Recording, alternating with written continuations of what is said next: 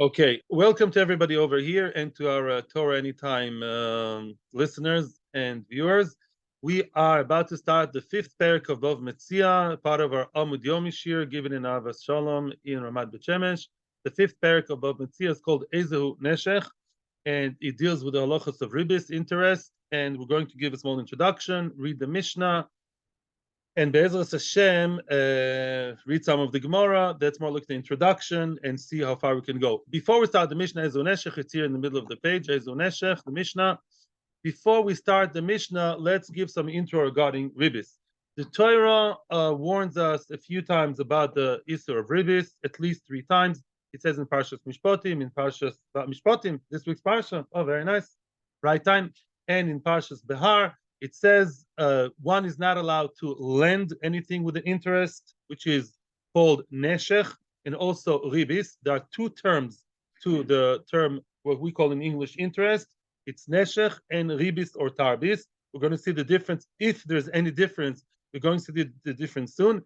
Ezu neshech ve'ezehu tarvis. What's a neshech? What's a tarvis? We're not yet reading the Mishnah. I'm just reading the first words. Now, as I said, there's a prohibition to the person to lend the money, but there's also prohibition for the person to actually borrow money beribis. One would say, I'm not doing anything bad. I'm hurting myself. I don't mind paying interest of, 2% every month or so for the loan. No. There's a prohibition of both malve and loive. It says you're allowed to be malve to a goy, but not to a yid. According to the Rambam, and he's the only opinion I think, there's a mitzvah to lend the goy beribis.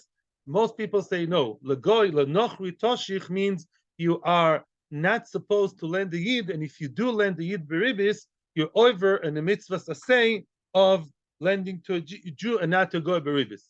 So there's a prohibition for the person to lend money, to borrow the money, and also the people who are mesayah, the people who help the deal, the edim, the people who help them to write the shtar. Today it's a lawyer.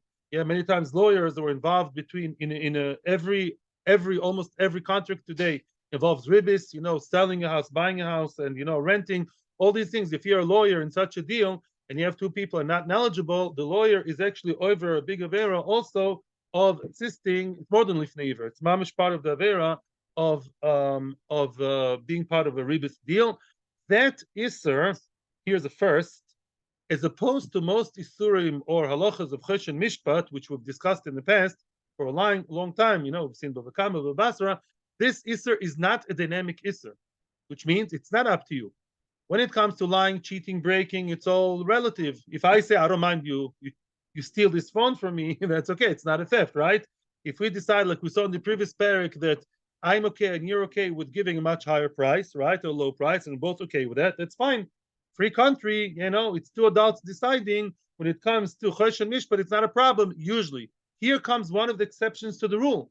Both Malve and Loive are very happy to do the ribbis. The Malve is definitely happy, the lender, and the bar is also okay. No pressure, fine.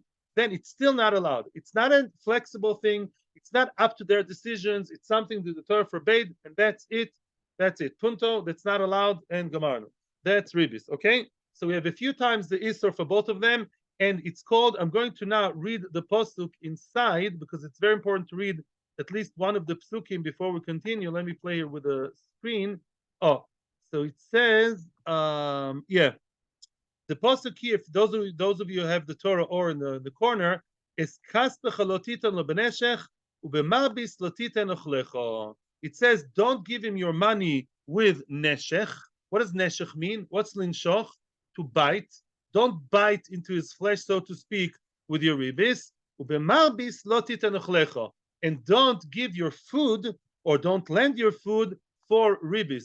What's a lashon ribbis? He made all these jokes about, the frogs and ribbis. It's all very nice. What's harbe? What's leharbot? To increase. So really, every time you lend someone beribis, the unfair situation is you are biting into something that's not yours. You lent 1,000, you get an extra, what? 500. You bit into his turf, into his area, into his flesh, because you got more than you gave. So you took from him your noshech. It's important. This is not the general eshkofa. This is actually the basis of the entire shir today. You bit into, as if like below the zero by him, and you increased. You, in an unfair way, you hit rabah lecha kesef. you increased, you have more money than you originally invested. So you have his deficit and your benefit both playing roles over here, and both of them are called Isurei Torah, Neshech and Marbis. That begs the question, and you know what? I'm sorry, I'm giving another introduction. The more introductions before the Mishnah, the easier it will be later. Midoraisa, the only, that's very important to remember all that. You know, I recommend you go over it again. Midoraisa, the only prohibition is to lend beribis, to lend, to loan, yeah, not to sell beribis, to lend beribis, ribis ktsutza. What's ktsutz? Cut, which means pre-decided, designated. If the item is really not the item, if the agreement has been decided before, we are now deciding I will lend you money for an interest of, I don't know, 2% a year or so, whatever. It's been pre-decided. That's called ktsutza. The amount and everything is decided in advance, and it's a loan, not a sale, because as we'll see later, some sales are also beribis. Midoraisa, that's ribis. That's the worst form of ribis. Okay. Now, midorabanan, the other forms of ribis, we're going to see many, as we saw already, the truth in other prokim, but we're going to see again, there are many combinations and stories and all kinds of situations in which you have ribis not in a loan. For example, when you sell something beribis, let's say you sell something, okay, for X amount, and later all of a sudden you get a higher amount, get a bigger amount, and that we're going to see prices change, fluctuation, inflation. So we decided on the price, and somehow 3 months later, when the schar actually arrives in the buyer's house, he's gaining more. No, one of them is gaining more. Let's say the seller is gaining more, whatever. We're going to see different cases. Sometimes by selling, you may have a situation ribis too. That's also midorabanan. That's not also midoraisa. That's also midorabanan. Okay, that's an issur dorabanan. Another issur dorabanan is what would be if we decided on a loan. I'm going to lend you money. Okay, lending you money, and there's no ribis involved. No chas v'shalom, from Jew, big black kippah, and what? And he's saying, I'm lending you 5,000 shekels. Give me back how much? 5,000 shekels. And then whatever, when is the due date? When is the payday? 3 months time. After a month and a half, he gets a phone call, the lender, and says, you know, I'm too nice to you. I decided not to add ribis. Yeah, and whatever, agree, disagree. That is also obviously also, but not midoraisa, as far as I know, midorabanan. In other words, that's not ktsutza. It's not something decided at the beginning. Or let's say even the what's his name, the borrower, he decides to give more. At the end of the loan, he says, "You're so nice to me, mamish. I like what you're doing. I love what you're doing. I like you. 5,000 shekels? No, take 5,500. You know, I'm adding. That's also not allowed. Why? Not with the rice. It's not ribis ktsutza, but it's ribis. As long as there's any kind of addition to the original price from whichever side later on, it's also ribis, not midoraisa. It's not katsut. It's not pre-decided, but something was added. It's also midorabanan. Another form of ribis is to be too nice to him. When a person borrows from his friend, and all of a sudden he starts, you know, favoritism, doing him favors that he otherwise wouldn't have done. Yeah, otherwise wouldn't have done. You're allowed to be nice to the person who lent you money. Even saying thank you too much is a problem. To say thank you in a way that's too, you know what I'm saying, whatever, too much, then it's not allowed to say thank you because, I mean, Charlie is how much? Because that too, again, it's not halacha shir. I'm not talking halacha l'maisa. Ask your local Orthodox rabbi.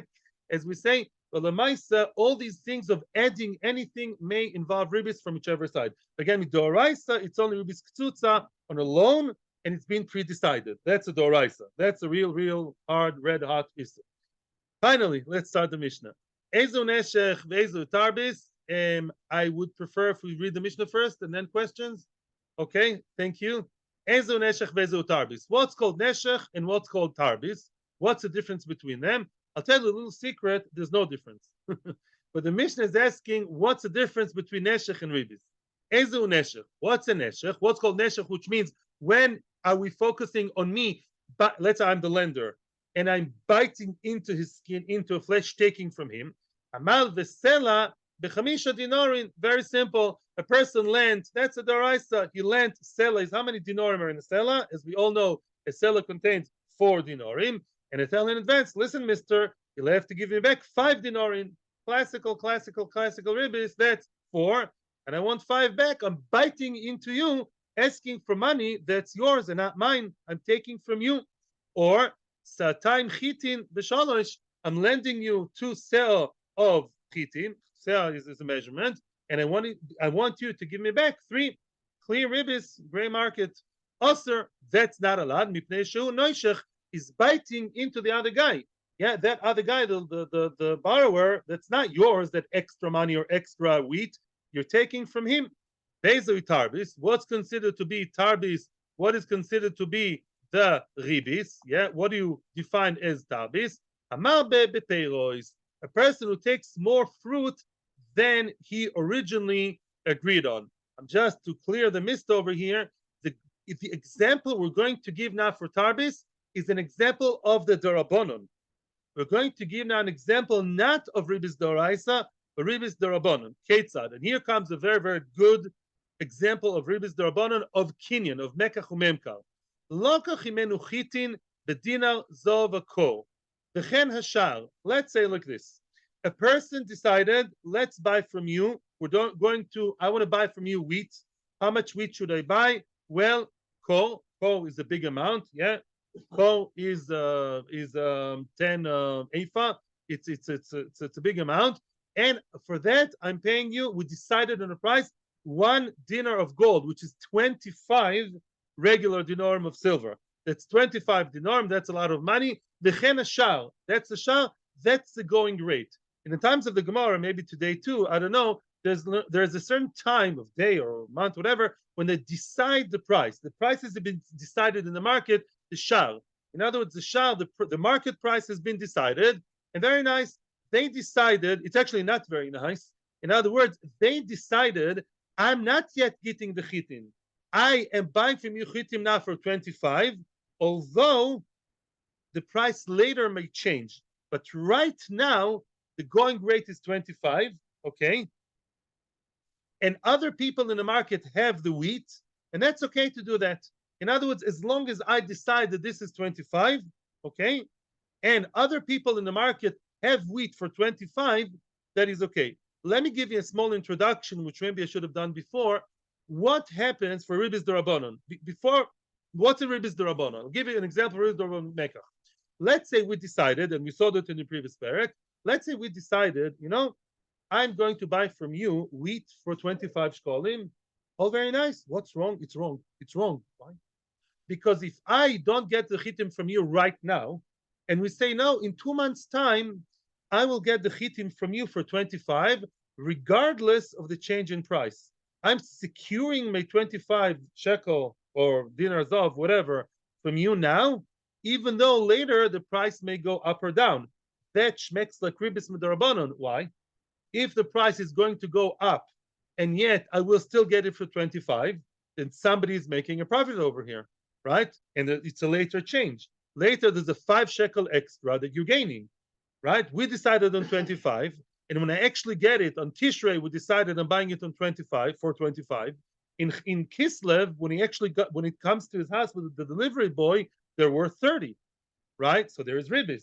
He gave 25, no question, 1 second, and then you get 30. Although that's not a loan, it's a sale, is if at the beginning the price was not yet fixed and you don't have other people in the market with that price, and they decided that's the price now, and later on the price may be higher, that's the wrong thing to do. Yeah, I'll tell you even more, something we learned in the previous perek. Are you allowed to lend a bag of milk to your neighbor and get back a bag of milk? Not so simple, because maybe now it's worth 5 shekels and later 7 shekels. We said with a bag of milk, the Ramah says you're not makpid. But if you say so beso, I'm giving you so and I'm getting back so, which may be worth more money, that is a problem. The only time it's not a problem is if the person who you buy it from has it in his granary.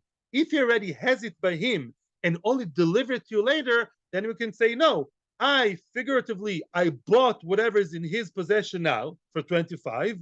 And the fact later on it's worth 30 does make a difference. If it's in his house, it's keel already in my house and I'm the buyer.